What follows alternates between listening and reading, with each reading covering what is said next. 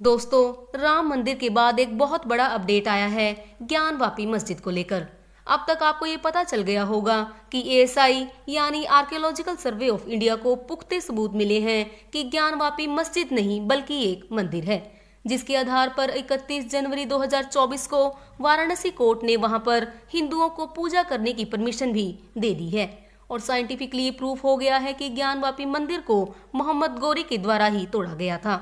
लेकिन क्या आप जानते हो कि गौरी को भारत बुलाने वाला कोई और नहीं बल्कि एक हिंदू राजा था। जी हाँ, ये सच है। हमें बताया गया है कि औरंगजेब ने ज्ञानवापी मंदिर को तोड़कर वहां एक मस्जिद खड़ी की थी। लेकिन क्या आप जानते हो कि वो मंदिर 3 बार तोड़ा गया, 3 अलग अलग लोगों द्वारा। दिलचस्प बात तो ये है कि वहां मंदिर था, ये कैसे प्रूफ हो पाया। तो मुस्लिम पक्ष द्वारा मस्जिद बनाते समय एक बहुत बड़ी गलती की गई थी और उस गलती से ही एएसआई को 2 बड़े सबूत मिले, जिससे 92 डेज में ये प्रूफ कर दिया गया कि ज्ञानवापी मस्जिद नहीं बल्कि एक मंदिर है। चलिए, आज इस वीडियो में हम मंदिर बनाने से लेकर कोर्ट में केस रजिस्टर होने तक की पूरी कहानी आपको बताने वाले हैं। ये है वाराणसी का काशी विश्वनाथ मंदिर, जहां पर आज के समय में भगवान शिव की पूजा की जा रही है। लेकिन हिंदू पक्ष का मानना है कि उनका असली काशी विश्वनाथ मंदिर मात्र 45 मीटर की दूरी से ज्ञानवापी मस्जिद के अंदर है, क्योंकि उस मस्जिद को तोड़कर मंदिर बनाया गया था। चलिए जानते हैं कि ये मंदिर आखिरकार हिंदुओं के लिए इतना इम्पोर्टेंट क्यों है। ये मंदिर भारत के 12 ज्योतिर्लिंग में से एक है, जिसके दर्शन से मोक्ष की प्राप्ति होती है। लेकिन ज्ञानवापी के केस में सभी इतिहासकार यही मानते हैं कि 1194 ईस्वी में मोहम्मद गौरी के जनरल कुतुबुद्दीन ऐबक ने वाराणसी में कई सारे मंदिर तोड़े थे और उनकी जगह पर मस्जिद का निर्माण करवाया था। तो जैसा कि मैंने आपको पहले बताया था कि मोहम्मद गौरी को भारत बुलाने वाला कोई और नहीं बल्कि एक हिंदू राजा था, जिसने गौरी को इनवाइट किया था दूसरे हिंदू राजा के खिलाफ लड़ने के लिए। दरअसल इस कहानी की शुरुआत होती है 1185 में, जब आज के यूपी के कन्नौज इलाके में राजा जयचंद अपनी बेटी सयोगिता का विवाह स्वयंवर रखते हैं। तो राजा जयचंद सभी राजाओं को स्वयंवर के लिए इनवाइट करते हैं सिवाय पृथ्वीराज चौहान के, जबकि राजा की बेटी सयोगिता खुद पृथ्वीराज चौहान से ही शादी करना चाहती थी। इस स्वयंवर की खबर सुनते ही पृथ्वीराज चौहान उस भारी सभा में खुद आ जाते हैं और सयोगिता को अपने साथ ले जाते हैं और यहीं से शुरुआत होती है राजा जयचंद और पृथ्वीराज चौहान के बीच दुश्मनी की। इस दुश्मनी के बीच एक ऐसा समय भी आता है जब राजा जयचंद अफगानिस्तान में बैठे मोहम्मद गौरी को भारत आने का आमंत्रण देते हैं। मोहम्मद गौरी अफगानिस्तान से भारत आता है और पृथ्वीराज चौहान से युद्ध करता है। अब क्योंकि गौरी अफगान का रूलर था तो वो यहाँ रहकर रूल नहीं कर सकता था और इसीलिए अपने राज्य में दोबारा लौटते समय गौरी अपने जनरल कुतुबुद्दीन ऐबक को दिल्ली का सुल्तान बना देता है। सुल्तान बनते ही कुतुबुद्दीन ऐबक ने गौरी के कहने पर उत्तर भारत के कई सारे मंदिरों को तोड़ा और उन्हीं मंदिरों में से एक था वाराणसी का काशी विश्वनाथ मंदिर। विश्वनाथ मंदिर टूटने के बाद वहां के लोगों ने इस मंदिर को दोबारा बनाया उसी जगह पर, लेकिन 1490 में लोधी डायनेस्टी के सिकंदर लोधी ने वापिस से मंदिर को तोड़ दिया और उस मंदिर की जगह पर एक मस्जिद का निर्माण करवा दिया। 1585 में राजा टोडरमल द्वारा दोबारा से तोड़कर मस्जिद की जगह मंदिर बना दिया गया। लेकिन ठीक 84 साल बाद यानी 1669 में औरंगजेब के कहने पर तीसरी बार मंदिर को तोड़ा गया और ज्ञानवापी मंदिर की जगह ज्ञानवापी मस्जिद खड़ी कर दी गई। तो इस तरह से हिस्टोरिकली मंदिर को 3 बार तोड़ा गया था, लेकिन हिंदुओं द्वारा हमेशा से ही वहां पर पूजा पाठ की जाती है। यहाँ तक कि मराठा क्वीन अहिल्याबाई होलकर जी ने 1780 में जब काशी विश्वनाथ मंदिर बनाया था तो उसके बाद 1991 तक हिंदू ज्ञानवापी मस्जिद के अंदर जाकर भी पूजा करते थे। लेकिन 1992 में अयोध्या में बाबरी मस्जिद तोड़ी गई तो उत्तर प्रदेश सरकार ने बढ़ते हुए दंगों को देखकर ज्ञानवापी कॉम्प्लेक्स में भी हिंदुओं द्वारा पूजा करने पर पूरी तरह से बैन लगा दिया।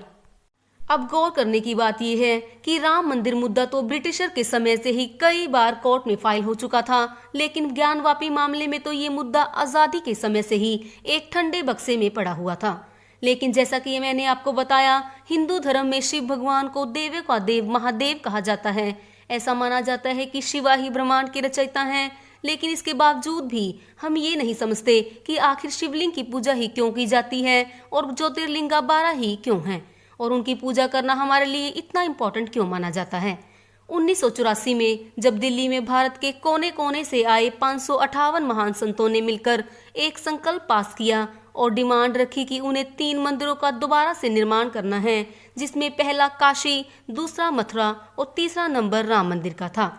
अब इस डिमांड के लिए ठीक 8 सालों बाद यानी 18 सितंबर 1991 को पीवी नरसिम्हा राव की सरकार ने एक प्रस्ताव पास किया, जिसमें कहा गया कि कोई भी मंदिर मस्जिद जो 15 अगस्त 1947 से पहले बनाई गई है उसे दोबारा नहीं बदला जाएगा। सरकार को ये डर था कि कहीं राम मंदिर की तरह किसी और मंदिर का डिमांड न रख दिया जाए, लेकिन इस एक्ट के लागू होते ही ठीक 1 महीने बाद यानी 15 अक्टूबर 1991 को पहली बार काशी विश्वनाथ मंदिर केस कोर्ट में पहुंचा। और क्या आप जानते हैं कि ये केस खुद भगवान शिव ने ही फाइल किया था, जहां भगवान शिव को पहले दावेदार बताया गया और वहीं मां गौरी और गणेश को दूसरा दावेदार बताया गया था। इस केस के डॉक्यूमेंट्स में उनकी ओर से उनके नेक्स्ट फ्रेंड इस केस को लड़ेंगे, ये भी साफ साफ कहा गया। आपकी जानकारी के लिए बता दें दोस्तों कि भारतीय न्यायपालिका में हिंदू देवी देवताओं को एक लिविंग इंसान माना गया है और यदि उनसे जुड़ा कोई भी केस फाइल करना हो कोर्ट में तो उनकी ओर से केस लड़ने वाले इंसान को कानूनी भाषा में नेक्स्ट फ्रेंड बोलते हैं। बल्कि राम मंदिर केस में भी यही हुआ था। उसमें भी डॉक्यूमेंट्स में मेंशन किया गया है कि भगवान राम ने अपना खुद का केस अपने 3 नेक्स्ट फ्रेंड के थ्रू ही लड़ा था। ठीक उसी तरह सीआरपीसी के सेक्शन 1908 का यूज करके हरिहर पांडे जी, सोमनाथ व्यास जी, प्रोफेसर रामरंग शर्मा जी ने अपने आप को भगवान का नेक्स्ट फ्रेंड बनाया और ज्ञानवापी मामले में एक केस फाइल किया। उनका डिमांड ज्ञानवापी मंदिर को लेकर बिल्कुल क्लियर था कि पूरा ज्ञानवापी कॉम्प्लेक्स मंदिर का ही पार्ट है, इसलिए वो उन्हें सौंप दिया जाए। वहीं दूसरी तरफ वहां मौजूद मस्जिद को तोड़ा जाए ताकि वहां मंदिर बनाया जा सके और दूसरी तरफ मुस्लिम पक्ष से भी एक केस फाइल किया जाता है प्लेसेस ऑफ वर्शिप का हवाला देते हुए। इसके बाद अगस्त 2021 में 5 औरतों द्वारा वाराणसी कोर्ट में एक याचिका फाइल की गई। उनका कहना था कि मस्जिद के अंदर हमारे भगवान शिव, माँ गौरी, गणेश और हनुमान जी हैं और हमें उनकी पूजा करने की अनुमति दी जाए। अब हुआ ये कि अप्रैल 2022 में वाराणसी सिविल जज ने अजय कुमार मिश्रा नाम के एडवोकेट जनरल को वीडियोग्राफी सर्वे करने का ऑर्डर दिया और अंत में सर्वे कंप्लीट करके उसे वाराणसी कोर्ट में सबमिट कर दिया गया। 23 मई 2022 को वीडियोग्राफी सर्वे से पता चला कि ज्ञानवापी मस्जिद में हिंदू मंदिरों का मलबा, हिंदू देवी देवताओं की मूर्तियां और मंदिर के स्तंभ पर हिंदू देवी देवताओं के चिन्ह हैं। इसमें 2 सबूत सबसे महत्वपूर्ण थे। पहला तो एक बड़ा स्तंभ जिस पर सिंदूर लगा हुआ था, दूसरा भगवान शिव का एक बहुत बड़ा शिवलिंग जो वाजू खाने में सिचुएटेड है। आपको बता दें कि वाजू खाना मस्जिद में नमाज से पहले हाथ पैर धोने की जगह को कहा जाता है और इस पर मुस्लिम पक्ष का कहना था कि ये शिवलिंग नहीं बल्कि एक फुआरा है। यही एक्चुअली में उनकी सबसे बड़ी गलती भी साबित हुई। इसके बाद कोर्ट द्वारा कहा गया कि सबसे पहले तो वाजू खाने में हाथ पैर धोना बंद किया जाए और एएसआई द्वारा वहां पर जाकर पुख्ता सबूत इकट्ठे किए जाएं। इसके ठीक 92 डेज के सर्वे के बाद 18 दिसंबर 2023 को एएसआई ने अपनी survey report Varanasi civil court में सबमिट की। तो ऐसे कौन से सबूत थे जिसके बेस पर एएसआई ने ये प्रूफ किया कि यहाँ पर एक हिंदू मंदिर था? पहला प्रूफ, भगवान की मूर्तियां। इस पूरे ज्ञानवापी एएसआई सर्वे में 55 पत्थर की मूर्तियां मिली, जिसमें 15 तो शिवलिंग ही थे। इसके अलावा 5 हनुमान जी की मूर्तियां, 3 गणेश जी की मूर्तियां, 3 विष्णु भगवान की और 2 मूर्तियां थी कृष्ण और नंदी की। इसके आधार पर एएसआई ने पता लगाया कि सच में यहाँ पूजा हुआ करती थी। अब दूसरे प्रूफ्स थे मंदिर के स्तंभ। बल्कि ज्ञानवापी में ऐसे कुछ पिलर्स हैं जिन पर कमल के फूल और त्रिशूल बना हुआ है। तो ये सारे ही वो प्रूफ्स हैं जो एएसआई को सर्वे के दौरान मिले थे। वाराणसी कोर्ट ने एएसआई के सर्वे के आधार पर 31 जनवरी 2024 को ये ऑर्डर पास किया कि 7 फरवरी 2024 तक वाराणसी जिला प्रशासन मस्जिद के अंदर जहां पूजा हुआ करती थी वहीं पूजा करने की व्यवस्था करेंगे। तो बेसिकली कोर्ट ने मस्जिद में पूजा करने की परमिशन 7 फरवरी तक दे दी है।